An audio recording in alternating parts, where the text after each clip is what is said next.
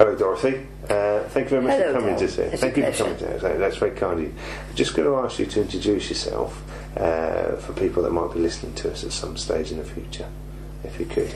My name is Dorothy Jopson, and I lived in Bramhall in Manchester.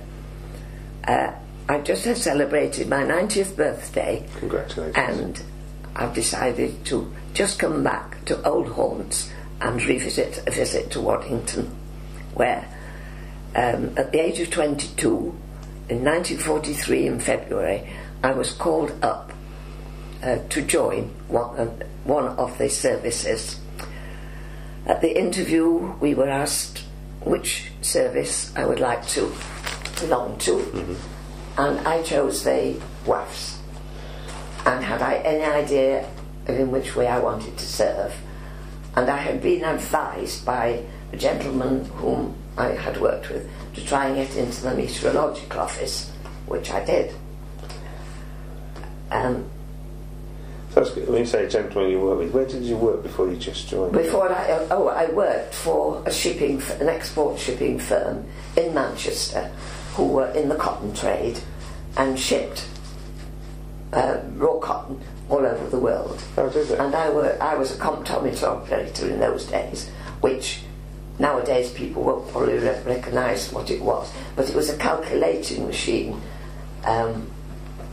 as you might say, similar to a typewriter is. This was mathematical problems, and we worked out the cost of the invoices and the shipping costs and all that sort of, and the insurance, and did those accounts. And it was from there that I was called up. Having chosen the Net Office,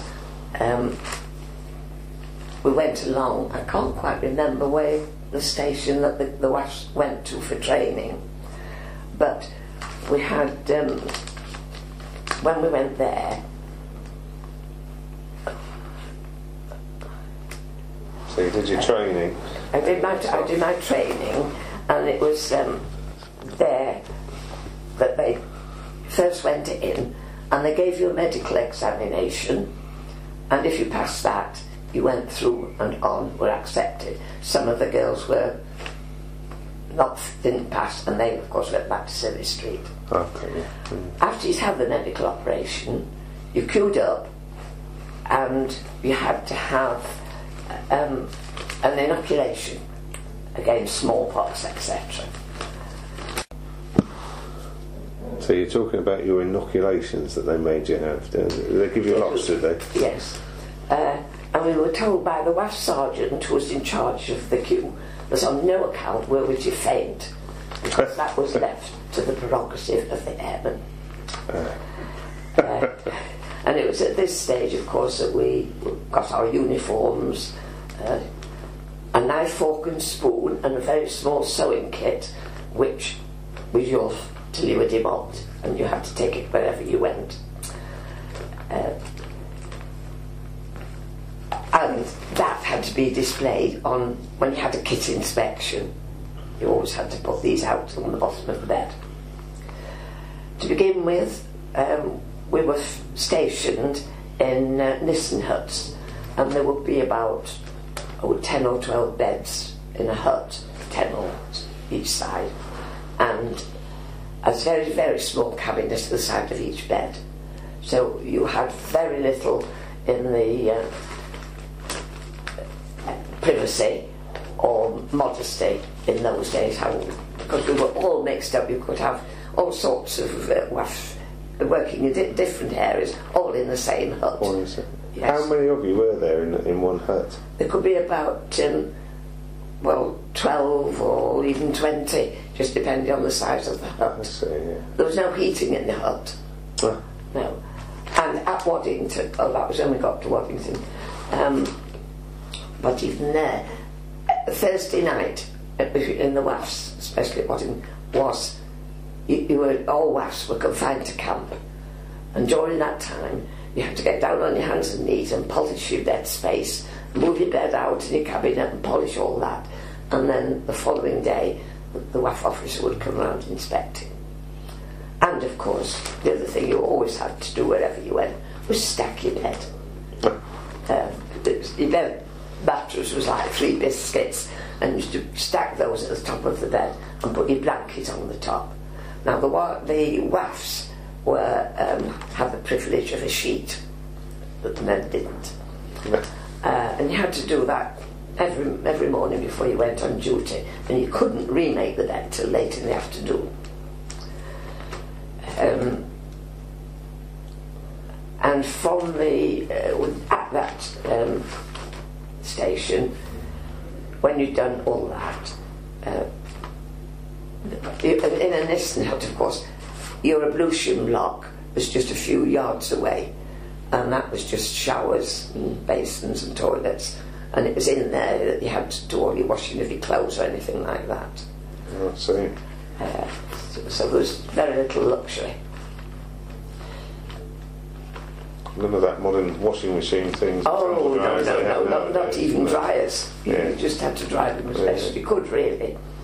I think I was there, and of course at that stage you were taught how to march, salute, and learn all the other rules and regulations of being a WAF. And I was there about 3 weeks, I think, and then I had to wait to go on the Met course. So I was sent to a little tiny station called Stoke Orchard, which was an admin station, and I was there put into the accounts office for 3 weeks. And as I was leaving, the sergeant in charge of there told me, well, I hope you don't pass the Met office, and then you can come back here and work for us. You obviously made a good impression there. Yeah. And then from there, when the courses I had to go on became free, I was sent to London. And in London we were billeted in blocks. I think they were in Baker Street, which were taken over by the RAF, and all recruiting people for any course were stationed there, and then went off onto the course. On the course I was taught typing, and to recognise the names and heights of the clouds, and to read the wind direction and speed, and to code and decode the weather reports, because in those days they were all coded. And then you had to plot the information, of course, on the appropriate map. And at the end of that, which again was about 3 weeks training, I was posted to Waddington. Did you have any choice about Waddington or where you went? No, you had no choice of where. You never had any choice of where you were sent. Once you were in, and you did as you were told. That was Waddington. And of course, as everybody knows, that's in Lincolnshire, and was under the Bomber Command, Flying Lancasters.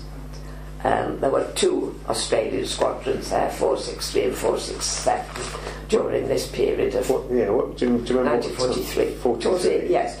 I started my training in February 43 and went through those other sections. Mm-hmm. So it would be probably 43 when I came to Waddington. Yeah.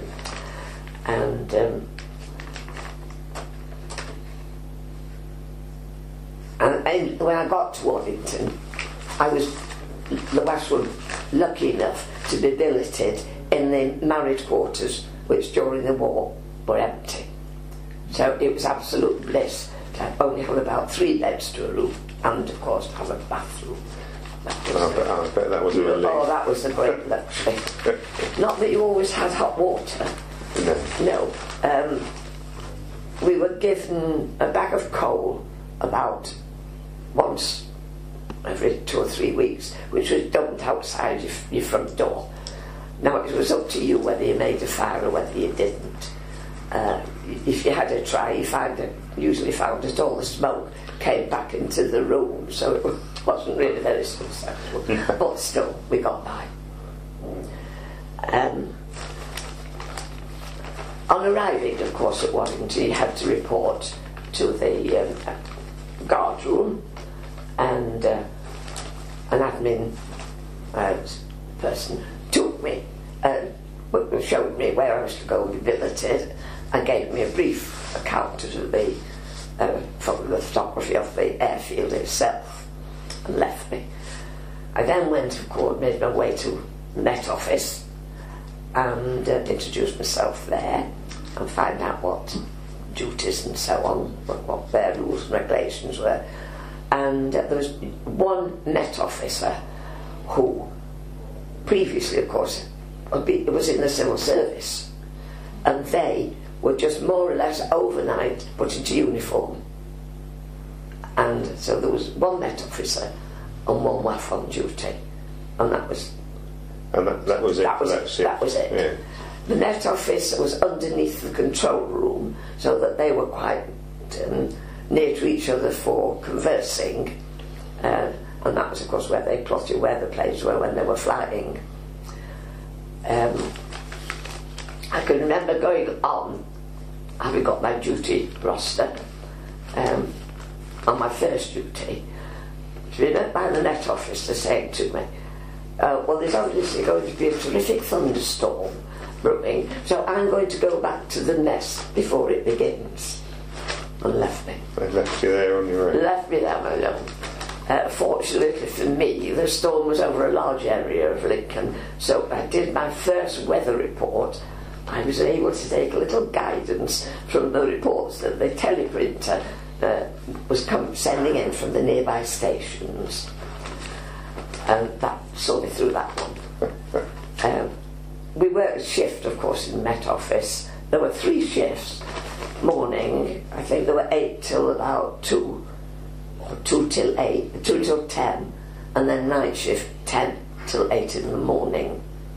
If you did a night shift, you usually did 3 together, had a day off sort of for sleeping, and the next day off was free for you. And if you were lucky, you weren't on again till an afternoon shift the next day, so it gave you quite a little break. That's great. What did you do on that day off? Did you manage to get out on the boat? Oh, on your day off, yes. Yeah. Waddington was stamping round was Lincoln. That was where we went to, and there was eating houses and cinemas and so on. Who did you used to go with? Some of the girls that you were sharing? Well, you either went with another girl who was off, or you went with one of the aircrew. We got quite a number of the aircrew, you see, that came in and so on. And it just depended whether any of them would ask you to go out, and if they did, you went. That was quite good. Did that happen lots of times, did it? Oh, yes. Yes. You usually got friendly with one person. I was very friendly with the navigator of Naughty Now.